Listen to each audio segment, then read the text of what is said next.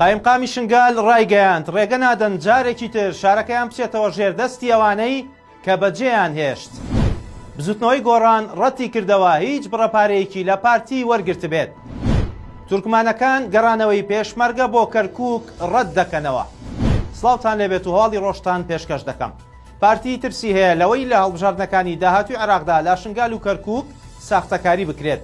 سعید مەموزینی بەرپرسی ڕاگەیاندنی لقی چواردەی پارتی لە مووسڵ لە لێدوانێکی ڕۆژنامەوانیدا ڕایگەیاند دۆخی ناوچە کێشە لەسەرەکان لەبار نییە بۆ ئەوەی هەڵبژاردنێکی پاک و بێگەرد و دادپەروەرانەی تێدا بەڕێوە بچێت.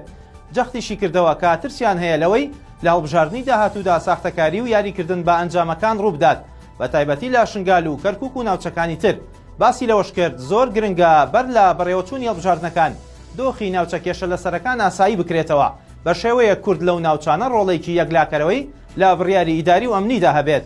ئەوە جگە لە گێڕانەوەی ئاوارەکانی قەزای شنگال بۆ سەرماڵ و حاڵی خۆیان و دەرکردنی گروپە چەکداریەکان و ڕێکەوتنامەی نێوان بەغدا و هەرێم لەبارەی قەزای شنگال.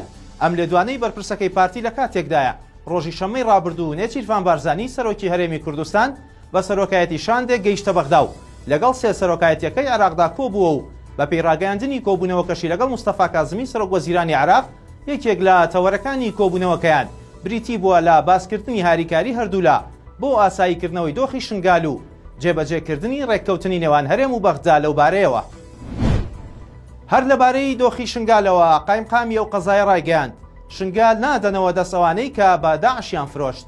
فەهد حامید قایمقامی شنگال لە لێدوانێکدا بە پێگەی معلومەی ڕاگەیاندووە ڕێگە نادەن جارێکی تر شنگال بدرێتەوە دەست ئەو کەسانەی ناوچەکەیان ڕادەستی داعش کرد.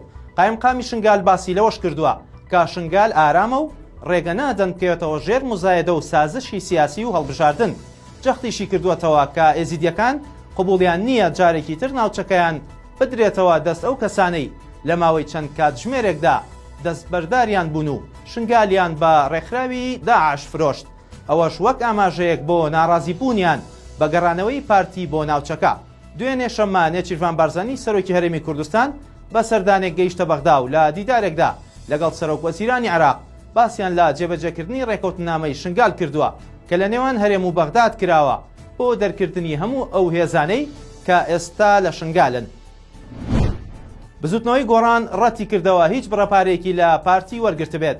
لە ڕوونکردنەوەیەکدا وتەبێژی بزوتنەوەی گۆڕان ڕایگەیاندووە ڕایگشتی کوردستان ئاگادار دەکەنەوە هەواڵی وەرگرتنی بودجە یاخود هەر بڕەپارەیەک لە پارتی دیموکراتی کوردستان یان هەر حزبێکی سیاسی دیکە بۆ بزوتنەوەی گۆڕان زانیارێکی ناڕاست و بێبنەمایە.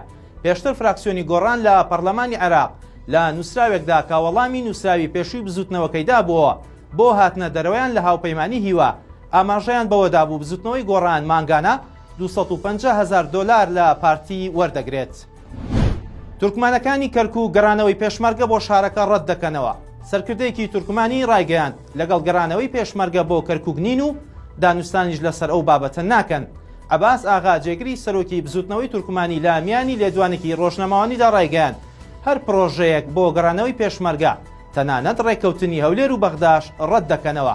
بەوتەی ئەو سەرکردەی تورکمانەکان دەنگۆی ئەوە هەیە لە سەردانەکەی نێچیروان بارزانی بۆ بەغدا هەوڵی ڕێکەوتنی هەردوولا بدرێت بۆ گێڕانەوەی پێشمەرگە بۆ ناوچە کێشە لەسەرەکان. لە دوای ڕووداوەکانی 16 ئۆکتۆبەرەوە هێزەکانی پێشمەرگە لە کەرکووک پاشەکشەیان کردووە و لە ساڵی 2017ەوە پۆلیس و سوپای عێراق دۆسیەی ئەمنی شارەکە بەڕێوە دەبن.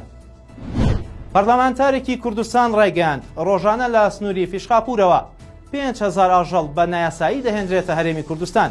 عەلی حەمەدساڵح ئەندامی پەرلەمانی کوردستان لە فراکسیۆنی گۆڕان لە هەژماری تایبەتی خۆی لە تۆڕی کۆمەڵایەتی فەیسبوک ئاماژەی بۆ ئەوە کردووە ڕۆژانە 5,000 ئاژەڵی سووری بە نایاسایی و بە قاچاغ بەبێ گومرگ لە فیشقاپورەوە دەهێنرێتە هەرێمی کوردستان و بەسەر جەمبازگەکانی ئاسایشدا تێپەڕ دەکرێت.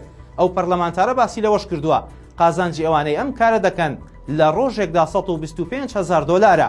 بەهۆی قازانجی ئەم دەسەڵاتدارانە هەزاران ئاژەڵدار تووشی مایەپوچی دەبێت و بەرهەمی ناوخۆ لە نێو دەچێت. ئاماژەی بۆ ئەوەش کردووە ئەم ئاژەڵانە بەبێ پشکنین و کەرەنتینە داخڵ دەکرێن و گۆشتەکەش بۆنێکی ناخۆشی هەیە و مەترسی تەندروستی دروست دەکات. هەواڵی ڕۆژم پێشکەشکردن هەر شاد بن.